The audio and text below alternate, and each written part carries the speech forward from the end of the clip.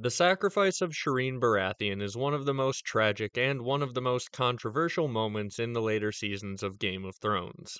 It's tragic for obvious reasons, but it's controversial for the fact that many people, when it happened, believed that there was absolutely no way that this would ever happen in the books, and there's no way that Stannis Baratheon would ever sacrifice his only child. Then, after the episode aired, we found out from D&D that this plot point came directly from George himself. So then the conversation became, well, okay, maybe Shireen is going to burn, but there's no way Stannis will be the one to do it. It has to be Melisandre or Selyse or someone else that makes the decision. And this was also confirmed to not be the case when George himself said that it would be Stannis' decision. He also did say, though, that it would play out a little bit differently in the books. So, this leaves us with a bit of a mystery to try and solve. What exact set of circumstances will lead to Stannis making the decision to burn Shireen? That's what we're going to try get to the bottom of today. I'm going to take a look at a few different options and we're going to try and see which is the most likely reason that Shireen will be burned. One of these options is mirroring an ancient story that it feels like George may be drawing a bit of inspiration from with this whole entire idea. Another is what I would say is currently one of the most widely accepted fan theories as to why this will happen in the books. And then the third one is something that I believe I'm the first person to suggest, but it actually directly mirrors another thing that George R. R. Martin has worked on. So after I present all these options, definitely let me know down in the comments which one of them you think is the most likely, or if there's some option that I've completely missed that you think is the actual reason this will happen. So let's start with that first option. The ancient story that I referred to earlier that may be some inspiration to George in this whole sacrifice your daughter idea is the story of Agamemnon, who apparently had to sacrifice his own daughter, otherwise the gods would have not allowed him to have the winds that he needed to arrive at a battle in time. According to the story, Agamemnon had displeased the goddess Artemis and therefore needed to sacrifice his daughter Iphigenia in order to appease her. Now, in some versions of the story, apparently Artemis realizes that he's actually going to go through with it, and at the last moment replaces his daughter on the altar with a deer, therefore sparing her life. Something tells me that R'hllor will not be so kind to Shireen. The parallels are pretty strong here. Obviously, you have Agamemnon and Stannis both sacrificing their daughters to gain favor from the gods or magical power, allowing them to hopefully win a great war that they have been fighting for a long time. But in addition to this, you also have the fact that the deer is the sigil of House Baratheon. This being the animal that Artemis replaces Iphigenia with in some versions of the story, could be another little hint that connects Shireen and Stannis to Agamemnon and Iphigenia. The most uncomfortable parallel, however, is the reason for the sacrifice. Because sacrificing your daughter to get better weather so that you can go on to win a battle is pretty much exactly what happens in the television show that everyone got really mad at, including myself.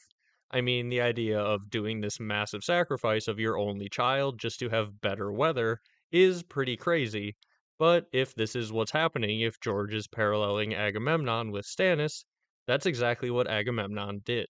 Now, George has said that the circumstances will be different for how the sacrifice happens in the books, but at the same time, it is getting to be wintry, and Stannis is trying to go out there and win a massive campaign that he's been fighting a long time for, so having better weather could end up being helpful, so it could still be different, but yet the same reason for the sacrifice. Essentially, the favor of the gods and better weather, just like what Agamemnon did.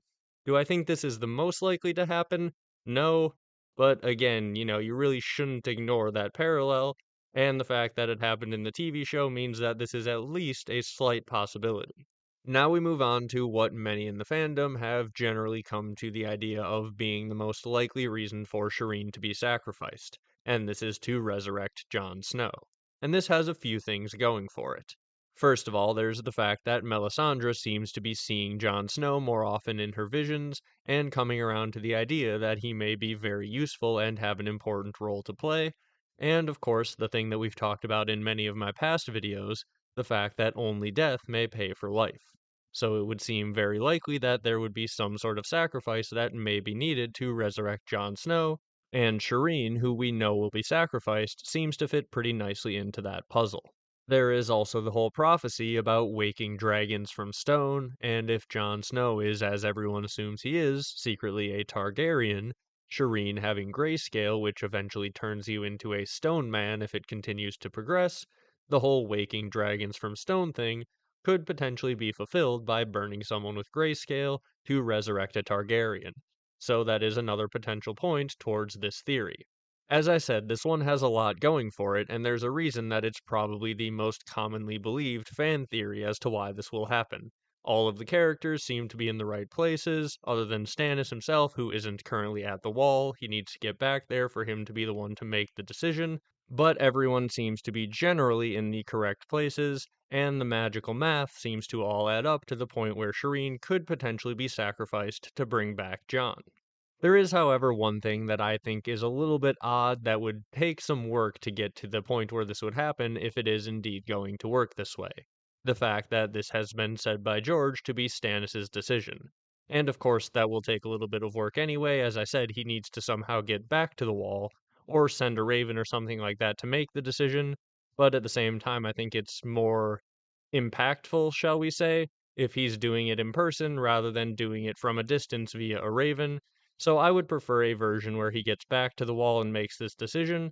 But the thing that he will also need to overcome is the fact that why does Stannis care more about Jon Snow being alive than his own daughter? If this is indeed the reason that she will be sacrificed, Stannis would need to get to a point where he recognizes Jon as being more important than his only daughter.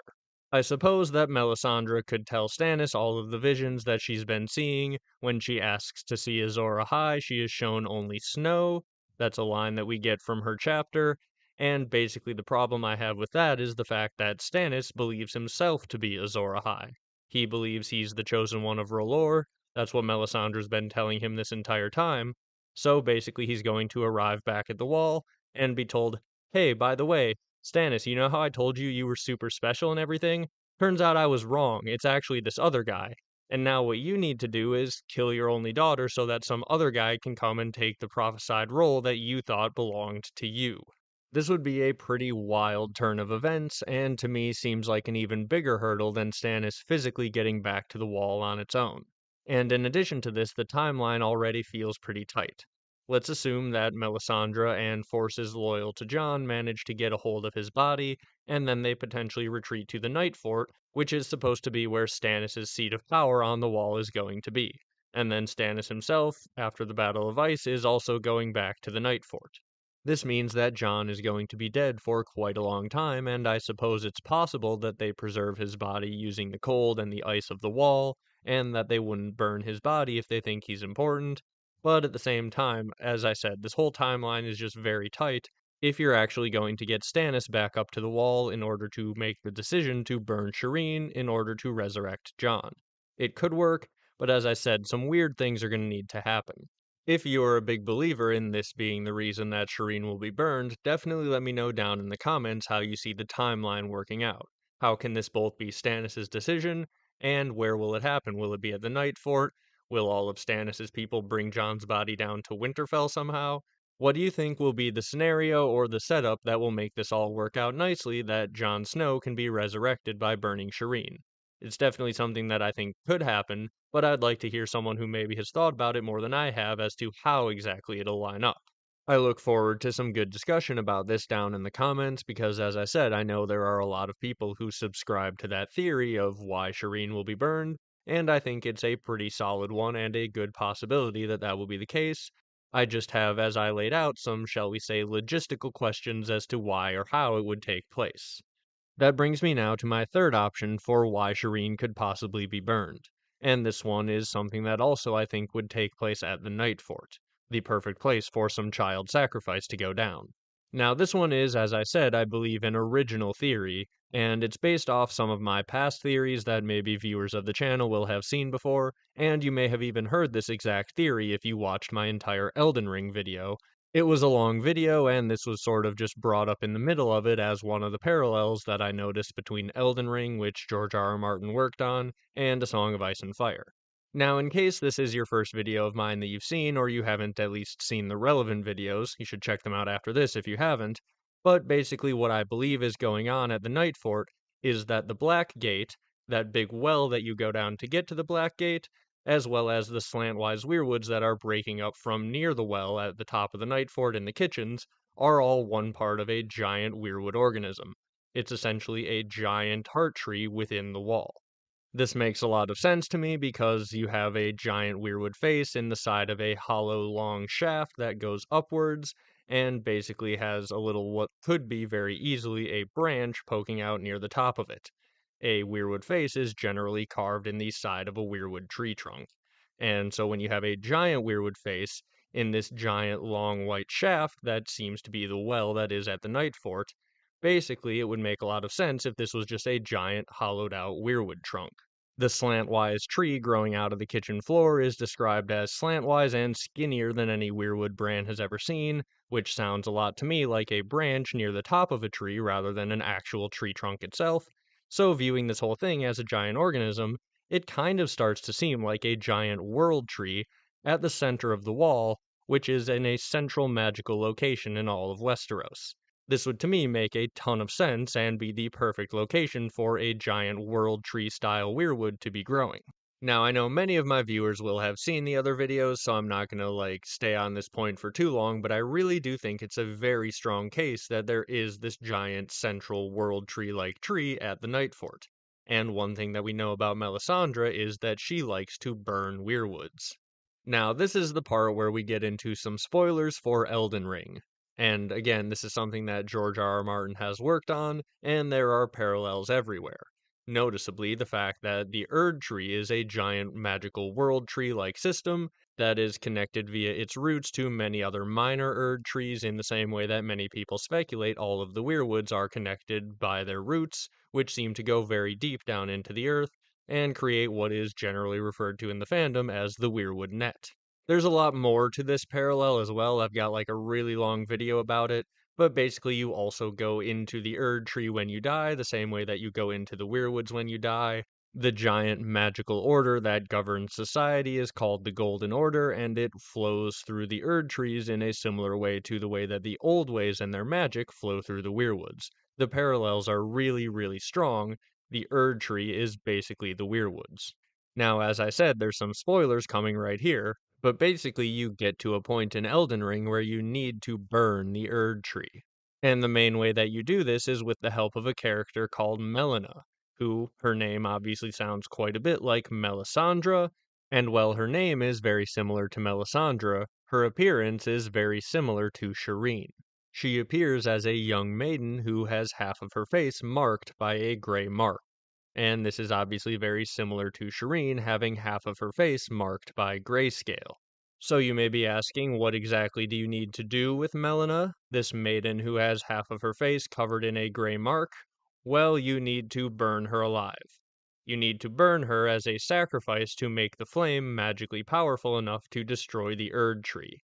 So essentially, in order to burn the World Tree, you need to sacrifice someone who is very similar to Shireen.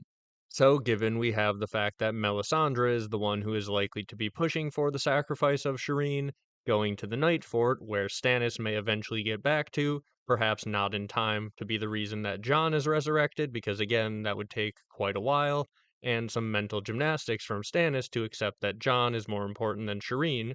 What could end up happening is that Melisandre gets to the Night Fort, looks into the Black Gate, which is something that Stannis commanded Sam to show him, so they're going to know about the Black Gate, they're going to be looking to see what's going on there, and Melisandre may eventually find that this is a giant central weirwood in the Old God's magic and in the weirwood net. Another thing that I've talked about quite a bit in previous videos on the channel, and again there will be a big playlist at the end if you haven't seen them, but basically I think that the weirwoods are very connected to the others. In fact, the others may essentially be weirwood shadows, or projections from the giant hive mind that exists within the weirwood that are out there in the world, but basically the idea would be that Melisandre may think, rightly or wrongly, once she looks into all of this magic, that destroying this central weirwood at the Night Fort could potentially be a thing that allows them to destroy the others.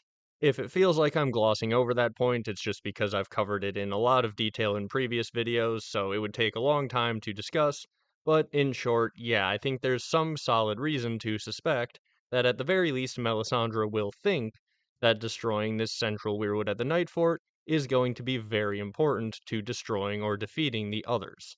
So when you combine what Melisandre may learn when she gets to the Night Fort with the magical logic that we have presented to us in Elden Ring, that seems to parallel very strongly the magical logic of sacrificing king's blood and human sacrifice to gain magical power that we see on display in A Song of Ice and Fire. Well, the pieces all sort of start to come together, and they begin to suggest that perhaps Shireen is Melina in A Song of Ice and Fire. In other words, she is the maiden who will be sacrificed to magically burn the world tree.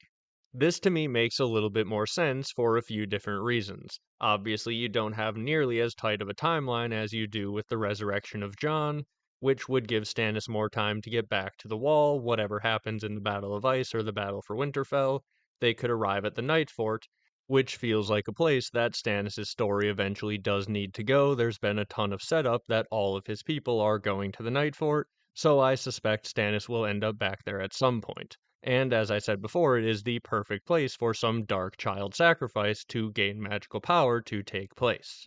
And it gives it a little bit more, shall we say, relevance to the actual War for the Dawn, rather than just getting better weather like we saw in the television show or with Agamemnon, and rather than resurrecting some other guy to fulfill the role of Azor Ahai that Stannis currently thinks is his own. Basically, what Stannis will be doing is trying to defeat the others through the magical sacrifice of Shireen, which is the only thing that I think would really make all of this make any sense. He has to think that sacrificing Shireen could directly save the world from the others. And if Melisandre convinces him that destroying this central heart tree at the Night Fort is the thing that could destroy the others, well then sacrificing Shireen to do so makes quite a bit of sense. At least in a king's blood burning, magical R'hllor worshipping type of way. You know what I mean? Don't actually sacrifice your daughter to gain magical powers, even if a really hot redheaded witch tells you that it's sure to work. That's not really actually a good idea. But in this case, it at least makes a little bit more sense for Stannis. Basically, he may be presented with the option to sacrifice his own child to destroy the giant central heart tree that may be projecting the others if they are in fact Weirwood shadows, and therefore he could be faced with the choice of sacrifice your daughter to save the entire world. And that would make it make a little bit more sense than the way it was done in the television show. I would like to essentially refer to this as the Shireen equals Melina theory, the idea that Shireen will be a magical sacrifice to burn a giant magical world tree type weirwood at the Night Fort, and therefore potentially be used in an attempt to save the world from the others. Now, I don't think that this will necessarily work, but I do think that that is what they're going to try to do. If you've seen enough of my other videos where this makes complete sense, let me know what you think of all this down in the comments. What do you think is the most likely of the three reasons I've presented for Stannis to sacrifice his daughter? If you haven't seen the other videos, the ones that are probably the most relevant is the idea of the others as Weirwood shadows, as well as what Melisandre will find when she gets to the Night Fort, and of course my How the Wall Was Built video that kind of launched the entire playlist here about the old ways. So if you're at all confused, check out a couple of those videos. If you know exactly what I'm presenting as an idea here, definitely let me know down in the comments what you think of it all, and which of these different options is the best to you. With that being said, that's where I'm going to leave it for today. Thank you all very much for watching. Remember to like and subscribe if you've made it this far, and I'll be back with something else very soon.